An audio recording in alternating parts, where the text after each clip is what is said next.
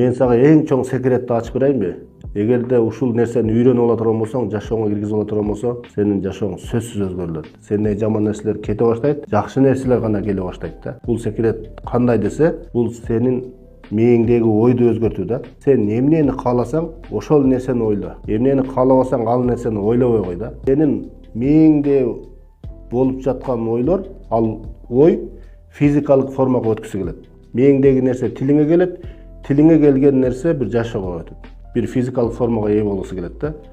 Ошон үчүн сенин тилиң эмнени сүйлөп жатат, мээң эмнени ойлоп жатат, ошол нерсе сенин сөзсүз жашооңо ошол нерсе келет.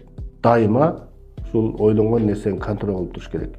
Сенин оюң өзгөрүлө турган болсо, жашооң өзгөрүлөт. Бирок ойду өзгөртүш кыйын экен да.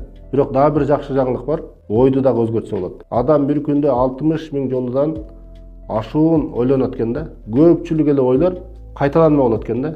Бүгүнкү эртең мененки ойлогонун кечинде ойлонот. Бүгүн ойлонгонун эртең ойлонот. Кайра эле ойлор. Көбүнчө жаман ойлор кайра кайталана берет экен да. Жалачылык, капачылык. Бирок адамга Аллах Таала ушундай мүмкүнчүлүк берген экен, өзүнүн ойлоп жаткан нерсесин таштап туруп башка нерсени ойлосо болот да. Ошондуктан өзү зордоп болсо да, күчтөп болсо да жакшы нерсени ойлоп башташ керек да. Мына ошондо адамдын жашоосу сөзсүз келет, жакшы нерселер тартылып келе баштайт да.